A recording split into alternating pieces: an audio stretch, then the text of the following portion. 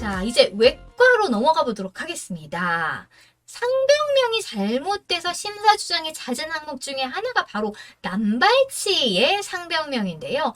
남발치에 인정되는 상병명이 여러 개 있기는 하지만 그 중에서도 가장 많이 적용될 수 있는 상병이 바로 이 두 가지입니다. 우리가 앞에서 많이 봤던 K03.5 치아 강직하고 K00.44 망곡치 이 두 가지 상병인데요. 치아 강직은 뭐고 망곡치는 뭔지 설명을 좀 하고 넘어가도록 하겠습니다. 자, 일단 강직이라는 거는요. 우리가 그 치아 강직의 변천사에서 이름이 다양하게 적용된다는 걸 봤잖아요. 굳음증도 있었고, 그죠? 그리고 유착증이라고도 했잖아요. 이게 도대체 다 무슨 의미냐? 자, 이렇게 요게 지금 잇몸뼈라고 가정을 하고요.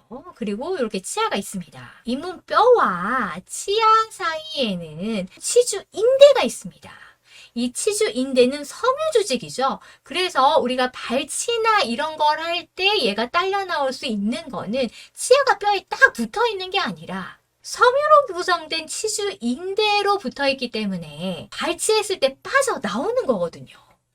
그런데 치아 강직이라는 거는 뭐냐? 이렇게 그리니까 약간 호러물 같이 보이기는 하는데요. 자, 이게 치주인대라고 가정을 할게요. 그러니까 이렇게 치아뼈하고 치아 사이에는 이 치주인대가 있단 말이에요. 이거는 섬유조직이에요. 그래서 발치할 때 얘가 딸려 나올 수 있는 거예요. 그런데 치아 강직이라는 건 뭐냐? 이 섬유조직이 골화돼 버리는 겁니다. 골화돼 버리는 거. 그래서 골유착이라고도 이야기를 많이 하죠. 이 섬유조직이 골화가 되니까 치아가 뼈에 붙어버리는 거죠. 그럼 이게 치아가 잘 나오겠어요? 당연히 나오기가 힘들겠죠. 그래서 잘게 쪼개가지고 뽑게 되는 겁니다. 이 경우가 바로 치아 강직이에요. 주로 신경치료를 하게 되면 치수의 생활력을 잃기 때문에 이 치주인대가 골화가 돼버리면서 치아가 뼈에 유착이 돼버립니다. 그래서 신경치료한 치아 같은 경우 특히나 발치하기 굉장히 어려운데요.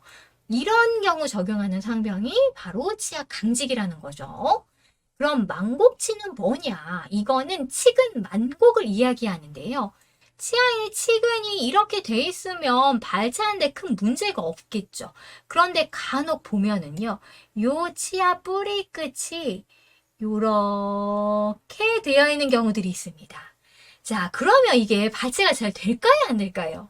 발치가 굉장히 힘들겠죠. 얘가 걸려가지고 잘 안 나오겠죠. 그래서 이런 경우도 역시 치아를 분리해서 발치하게 되는 경우가 많습니다. 이렇게 치근의 뿌리가 휜 거를 치근 망곡이라고 하고 이 치근 망곡은 망곡치 상병으로 적용을 하게 됩니다. 그래서 남발치에 이 두 가지 상병을 가장 많이 적용하게 되고요. 실제로 청구했을 때 가장 무난하게, 가장 안전하게 인정되는 상병이 이 두 가지다라고 기억을 해주시면 되세요. 주로 어떤 상병을 잘못 넣어가지고 심사추정이 많이 되시냐면요. 우식상병은 현재 남발치 전산심사에 인정되는 상병으로 걸려있지가 않아요. 그러니까 남발치 같은 경우에는 전산심사에서 어떤 상병명이 적용 가능하다는 게 싹 세팅이 돼 있거든요. 근데 그 세팅 항목에 우식상병은 있지 않다라는 거죠.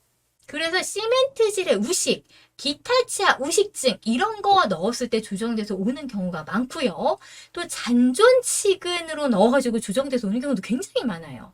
보통 이제 루트레스만 남아가지고 이 잔존치근을 발치할 때 이거를 그대로 놔두는 경우 많으시거든요. 그런데 이 잔존치근이란 상병명 역시 남발치 전산심사의 인정상병으로 세팅되는 상병명이 아닙니다. 그래서 조정될 가능성이 굉장히 크세요. 만성복합치주염은 말할 것도 없겠죠. 만성복합치주염은 뭐 흔들리는 상태인데 이거를 남발치할 이유가 있겠어요? 그래서 이 상병 자체도 남발치에 적합한 상병명이 아니라는 거죠.